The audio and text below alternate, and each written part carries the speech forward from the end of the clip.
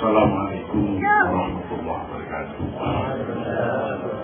Alhamdulillah, tabaraka wa ta'ala wa musallina rasulillah sallallahu alaihi wasallam wa ala alihi wa sahbihi wa man tabi'ahum bi ihsan ila yaumil qiyamah.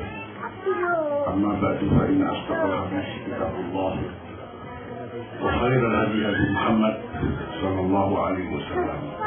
Syarrul umuri muhdatsatuhah. كل بدعة ضلالة كل ضلالة في النار. اللهم إني أعوذ بك أن أذل أو أضل أو أذل أو أذل أو أظلم أو أظلم أو أجهل ويجهل علي.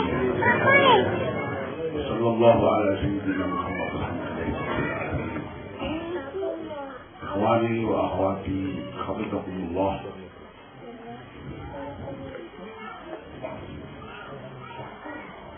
Pada kesempatan tausiah ini sebagai acara terakhir dari bersama kita, saya akan menyampaikan 33 kiat mencapai ketenangan jiwa.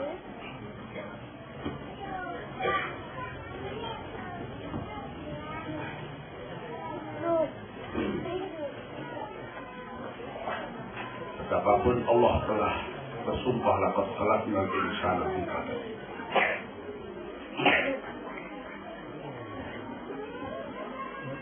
Betapapun Allah berfirman, innal insana khuliqa halu'a. Di sisi lain, dalam kehidupan ini kita hidup hanya untuk diuji oleh Allah yang penuh dengan problematika. Tetapi di sisi lain, Allah berfirman, ya ayyatuhan nafsul mutmainnah, irji'i ila rabbiki radiyatan mardiyah wadkhuli fi ibadi wadkhuli jannah. Berangkat dari ayat ini, betapapun ujian yang akan kita alami, problematika hidup yang kita alami, sebetulnya Allah Subhanahu wa ta'ala sendiri telah memberikan cara-cara tertentu untuk kita mempunyai jiwa yang tenang. Ini adalah dambaan setiap orang.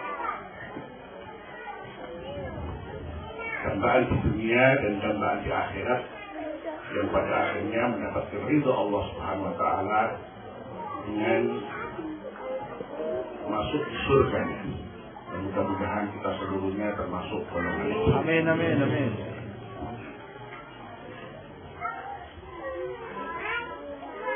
Allah Subhanahu wa ta'ala adalah zat yang memberikan penerangan hati.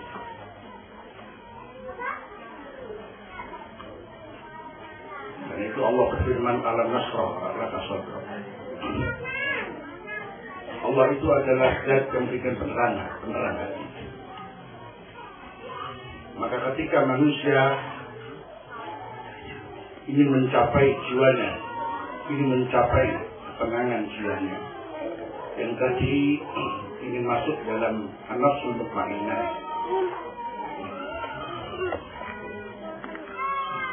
sudah tentu kembali kepada orangnya, apakah ia siap untuk memasuki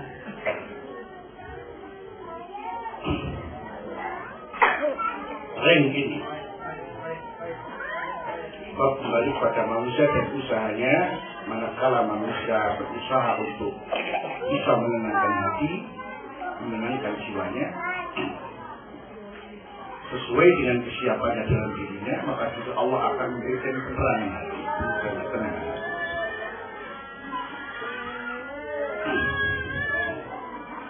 Jadi kapan manusia jiwanya itu mutmainnah, kapan manusia jiwanya itu lawamah, kapan manusia jiwanya itu amarah bisu, adalah kembali kepada orangnya. Agama selalu memberikan solusi, agama selalu memberikan jalan keluar, agama selalu memberikan jalan petunjuk. Saya kira cukup dalam ayat yang kita baca, ya ayyuhan nafsul mutmainnah irji'i ila rabbiki radiyatan mardiyah. Maka jiwa manusia pertama kalau ingin tenang adalah kembali kepada Tuhannya, tidak ada jalan lainnya. Ini modal pertama kalau ingin kita mempunyai jiwa yang tenang adalah harus kembali kepada Allah. Kembali dalam arti total, pasrah diri kepada Allah Subhanahu wa Ta'ala. Ya, kemudian Allah mengatakan juga ada satu cara menempuh untuk bisa kita kembali kepada Allah, kalau bukan fakuli ibadati. Masuklah kamu dalam kelompok hamba-hamba. Jadi mengkelompoklah Anda kepada kelompok hamba-hambaku yang disebut ibadur Rahman. Yang disebut alladzina an'amallahu alaihim minan nabiyyin wasiddiqin wasyuhada was-shalihin. Itu yang dimaksud dengan fakuli fi ibadi. Jadi pelajarilah kehidupan para nabi, pelajarilah kehidupan orang-orang saleh, pelajarilah kehidupan orang-orang yang berani mati untuk membela Islam ini, yang akhirnya kemudian dijanjikan kepada kita walaupun tidak. Untuk lebih singkatnya, maka kami baca satu-satu dari apa yang akan saya sampaikan. Sebetulnya ini adalah rangkuman daripada sekian pelajaran yang pernah saya sampaikan, dan untuk hanya diingat kembali, yang mudah-mudahan barangkali di antara kita ada yang lupa daripada pelajaran-pelajaran ini bisa mengambil pelajaran kembali. Dan mudah-mudahan kita sebelum tenang di surga, tenang di dunia. Tenang di surga dan tenang juga di dunia. Sementara sekarang manusia banyak yang stres, banyak yang kacau balau pikirannya. Karena barangkali diantaranya salah memilih teman, karena barangkali tidak tahu hidup ini apa artinya, mana tujuannya. Pertama di sini yaitu tidak memaksakan diri di luar batas kemampuan. Ini penting sekali. Dalam kaidah umum mengatakan lupa fil Islam. Tidak ada pemaksaan diri dalam Islam. Islam menyuruhkan kita hidup apa adanya, seperti apa Allah Subhanahu wa Ta'ala telah memberikan ketentuan kepada kita. Itu terima saja. Jadi untuk ngayuh langit, ya. Ini penting. Lihat diri kita sendiri, sebatas mana Allah memberikan kemampuan, disitulah kita telah diberi yang sesuai dengan kemampuan kita. Dan itulah takalluful Islam. Rasulullah SAW bersabda, Al-qasda tablughu, Al-qasda tablughu. Bermaya, kamu akan sampai pada jalan. Kamu akan sampai pada tujuan. Sedang. Wajar saja. Ini baik dalam kehidupan kita sehari-hari, dalam mencari rezeki, atau juga dalam beribadah pun juga. Yang beribadah pun juga diatur oleh Allah untuk bermadya, untuk sedang saja, wajar saja, tidak usah memaksakan.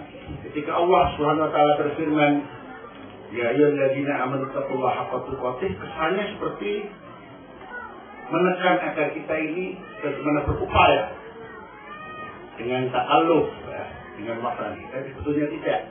Itu hakikat ini sebetulnya adalah kembali kepada kemampuan masing-masing. Yang itu sebetulnya Allah Subhanahu wa Ta'ala telah memberikan kemampuan apa adanya. Memang kita bicara tentang ibadah, apakah sampai kepada Allah Subhanahu wa Ta'ala ibadah kita ini sesuai dengan kehendak Allah, artinya dalam arti sesungguh-sungguhnya tanpa, sudah tentu tidak. Rasulullah saja mengatakan subhanaka ma'atatnaka haqqa ibadah. Itu Rasulullah. Maha suci Engkau ya Allah, aku tidak menyembah Engkau sesungguh